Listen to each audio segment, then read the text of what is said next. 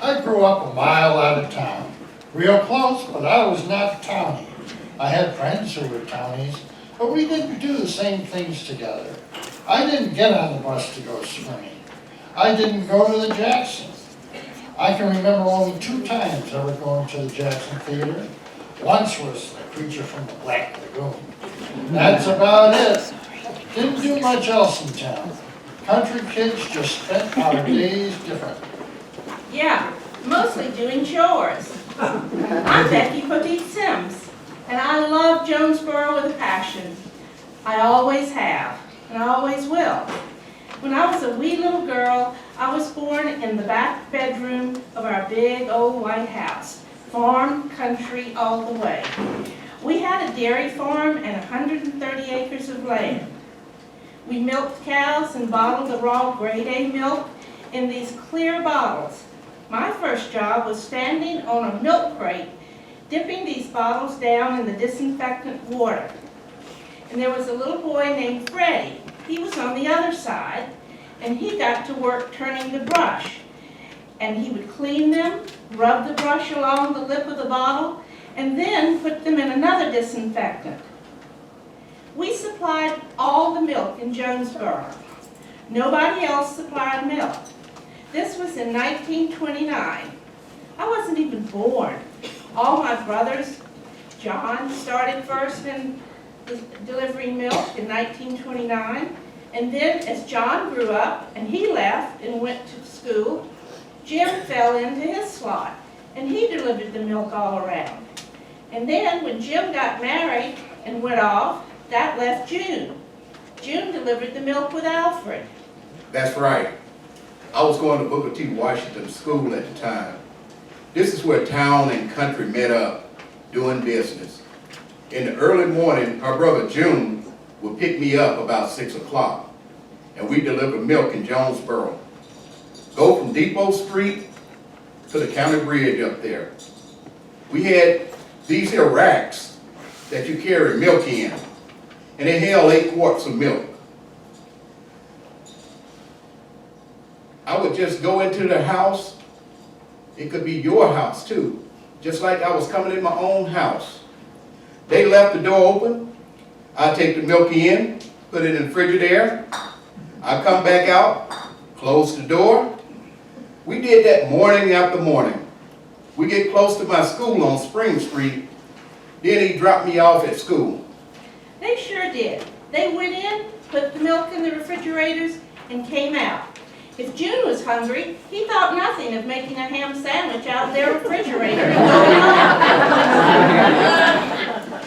home. They made chocolate milk. That was my favorite. Mine too. I got extra early so I could beat my brothers and sisters to get the first glass of chocolate milk when Mama ordered it on special days. Daddy only used Hershey chocolate. I thought that was the finest in the world, to have the big 5-gallon can of Hershey. Hershey written right across the side. I was forbidden to open the lid, but you know little girls, well, somehow we got what we wanted. I would open the lid, stick my finger in, just one time. No double dipping. And I would put the lid right back on so my brother Dick didn't know I'd been in the chocolate. I just thought that was the finest thing. I'd be rich to have that much Hershey chocolate. Of course we weren't, not really, but it felt rich to have all of that. We deliver twice a day. That's right, we delivered twice a day. That was our slow run. Most people got their milk in the morning. Farm life was work, but we didn't know it was any different anywhere else. Well, we didn't go to school as much as the children in town because our families needed us at certain times of the year. Of course, the school leaders in the country schools knew this and made allowances for absence during planting season and harvest season. You know, our family farms wouldn't work if we weren't there. I mean, I think that's why Mom and Daddy had a lot of kids. It was to help them run the farm. We earned our upkeep working out there in the fields, and it didn't matter how old you were out there as soon as you could walk. Now, when I was small, about 2 or 3, my job was pulling worms off of them tobacco leaves and putting them in a jar. As I got older, my job changed from pulling weeds to cutting tobacco to binding it and drying it and then ultimately grading and selling it. That's a lot of work, you know, it takes a lot of hands. And Daddy always said we needed to eat more than we needed to read. But Mama, she looked to the day that if we could read, we'd be able to eat better. She encouraged us to stay in school even as Daddy urged us to leave so we could farm. I wanted to be a farmer, you know, I liked that life, but I wanted to own the land I was working, not just share off it. So for a time, I did a combination of both schooling and farming. I had good teachers in the country who helped me catch up after planting and harvest seasons. In high school, I joined 4-H. I managed to graduate somehow, though a lot of the other guys I farmed with, well, they didn't. But you know, there's more than one kind of education, there is. Even with the knowledge of agriculture I gained in school, even though I run my own farm now, I consult with those farmers about planting dates and infestation problems and anything else. They know more than anything you'll read in a book or on the computer because they live it every day. And so do I. We're farmers. We know how to read the sky, read the land, and the shifting winds, even if we can't all read a book.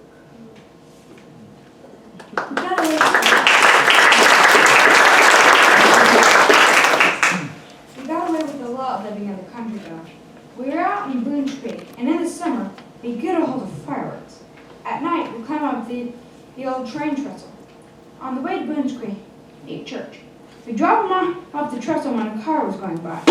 One time, the sheriff came by. Someone must have snitched on us. He hollered up to us to come down. We were way up there. Couldn't see us. Didn't know who we were. Do you think we went down? Not on your life. Couldn't get away with something like that in town.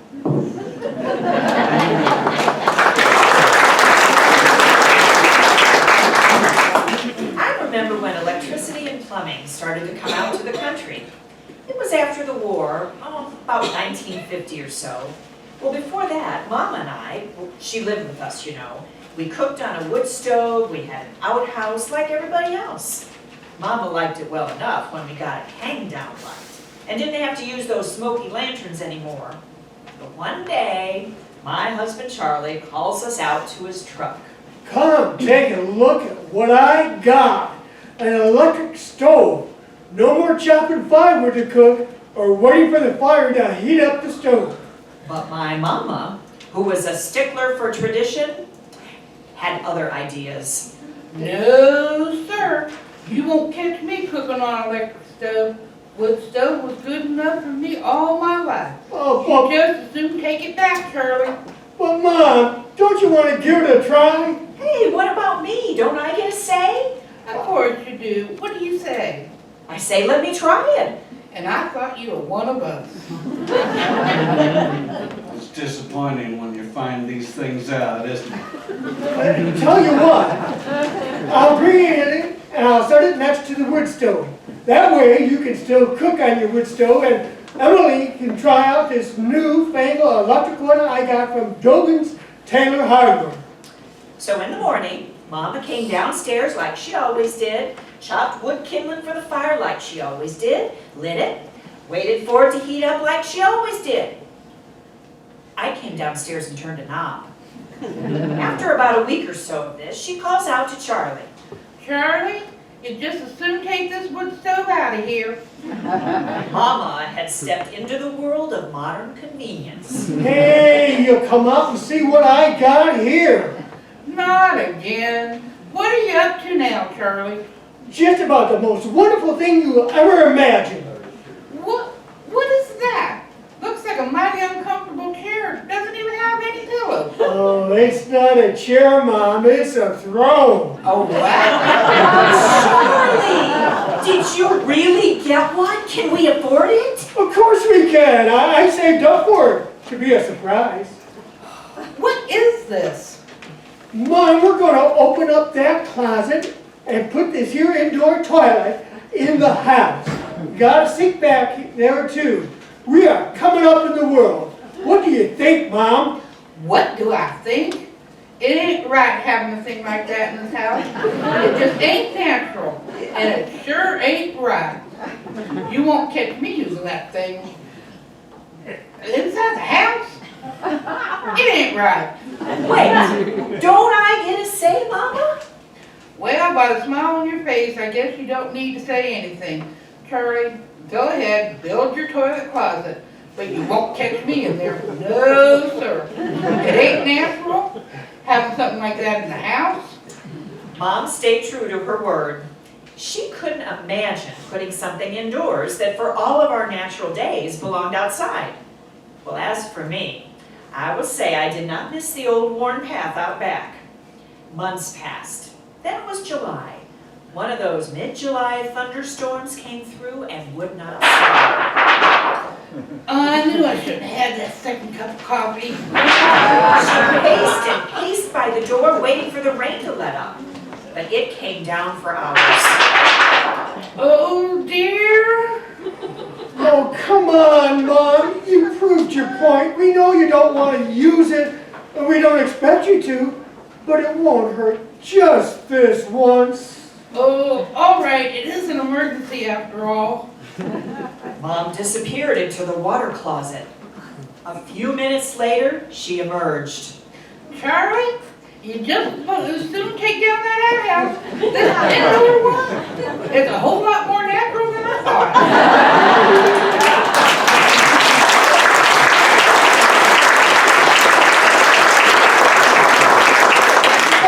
Way too funny. And that is another true story. Well, coming up next is a moment I've been waiting for all evening. When Spencer Boren steps on the stage, you're getting so many things.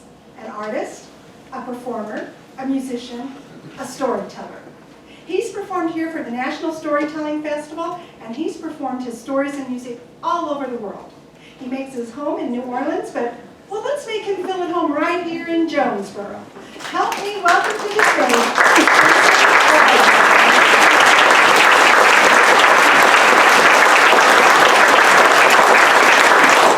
Well, thank you. That last story reminded me of when I and a bunch of my friends moved out to Oregon from Denver, Colorado. I was raised a country mouse, I guess you could say, in Wyoming. But I immediately went to the city as soon as I could, so I could be a city boy and a folk singer, and I had big ideas. But one day while I got back home from my